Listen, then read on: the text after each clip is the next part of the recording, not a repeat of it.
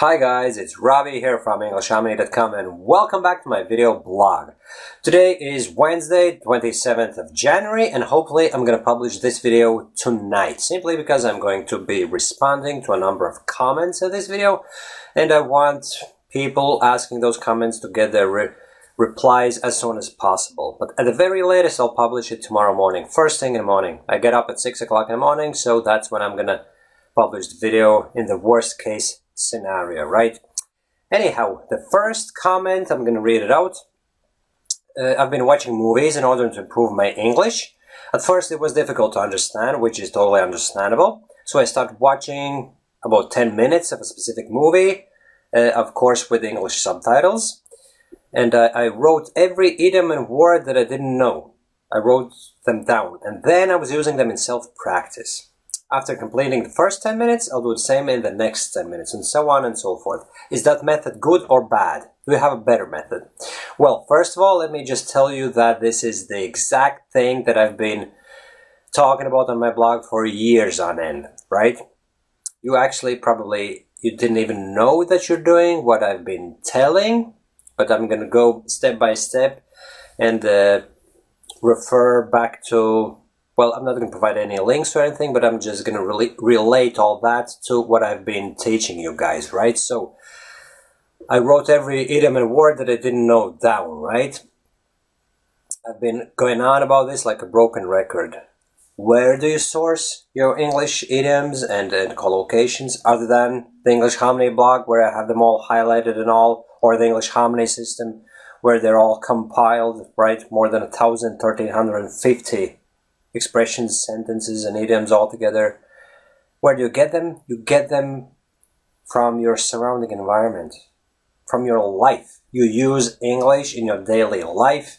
You watch news, you watch films, you read news, you read books. All that passive input acts as a beautiful source for information for all these collocations and idioms and new vocabulary. So that's where you get them from, and that's exactly what this person is doing. They're watching a film, obviously something that they're interested in, which is crucial, right? You wouldn't be watching something that's boring, obviously.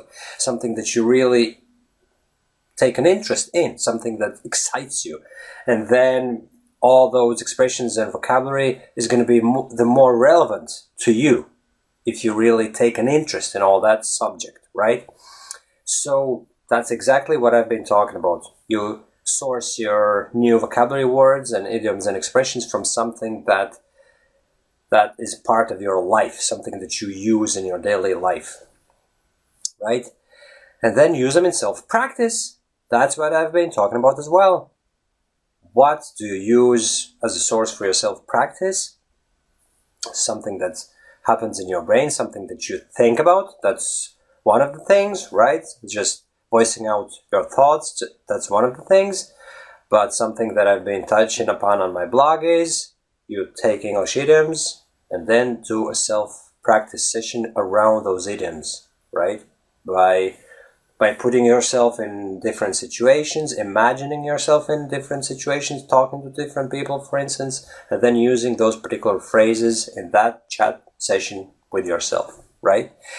And then, yeah, that's pretty much it. That is the method. And do you have a better method? Well, there's plenty of things you could be doing. You could be doing the self-practice session and recording it in a camcorder, for instance, right? Maybe you're not doing that, so doing that would be a great improvement, because when you record your speech in a camcorder, somehow it focuses all your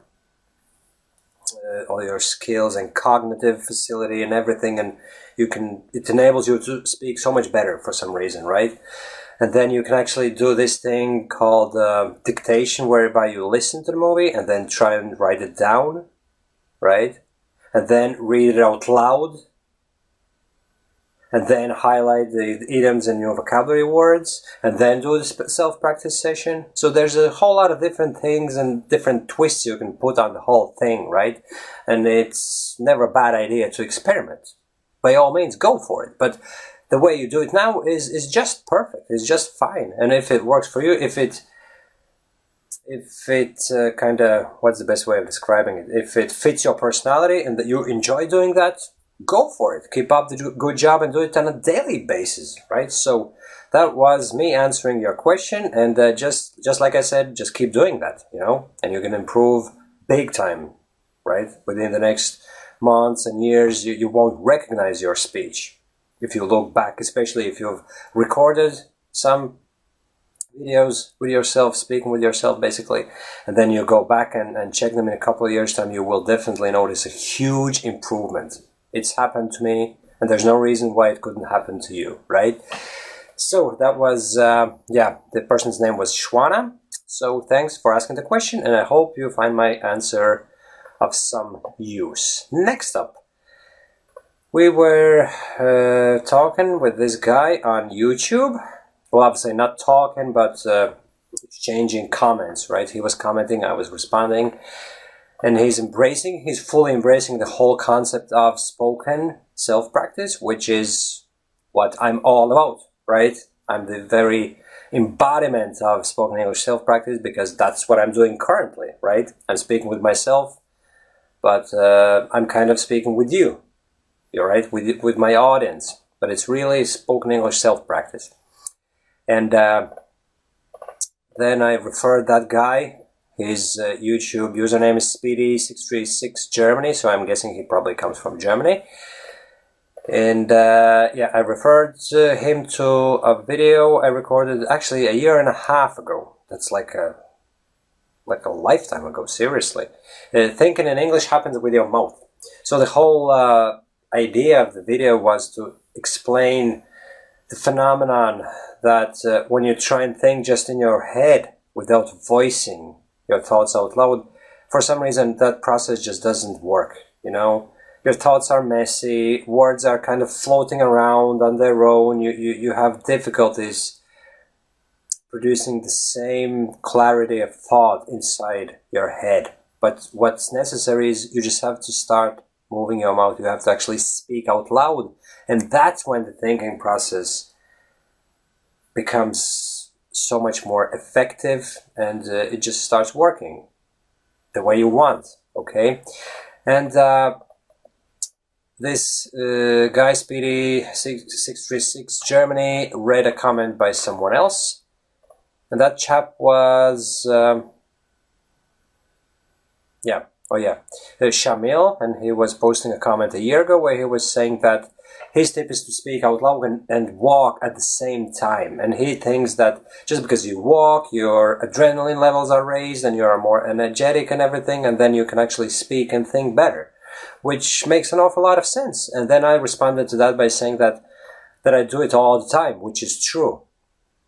I've never given the whole thing a conscious thought that just because your blood, not blood pressure, but the heartbeat is up and you are more active, that somehow has an effect on your thinking and your speech. You find it much better to do the self-practice, right?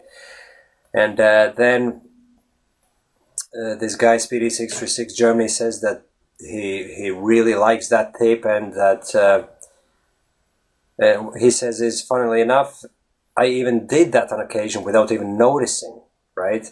And I noticed as early as people started giving me weird looks, right?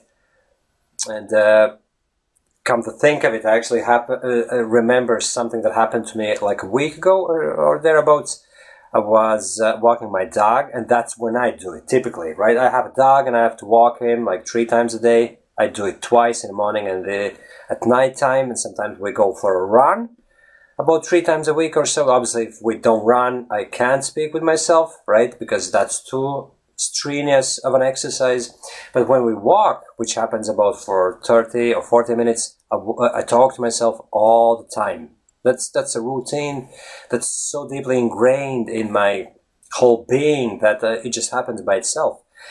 And as it happens, we were walking around this field, and there's some apartments on the other side of the field, and then we came onto this road, and I had been talking to myself. I had never stopped, and then I noticed that someone was standing on a balcony of the apartment block and smoking, and that person was quite close, right, within close proximity, and probably they heard me talking with myself, which was a bit embarrassing, but what did I do? I kind of pretended that I was talking to my dog. I started talking to him, but even if that person realized that I was talking to myself, who cares? That's another great tip that I've given you guys in the past. Just develop thick skin, develop ignorance. Who gives a damn about what the other person thinks of you? They think you're a lunatic? So what? You're improving your English. You are so much better off improving your English and then not doing that and just trying to please every person on the planet. It makes no sense. You gotta look after your own interests, and English improvement comes first, definitely.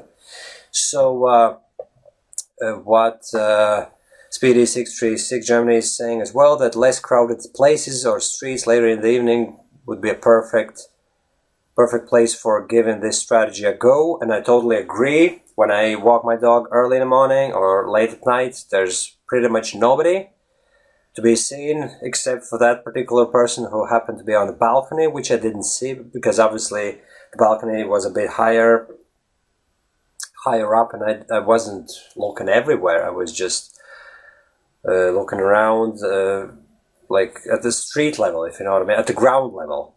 So yeah, that's a perfect strategy. Just use every opportunity you have when you're out and about, when you're walking. Maybe you have a pet. So many people have pets these days, so there's no reason why you couldn't do that when walking your dog, for instance.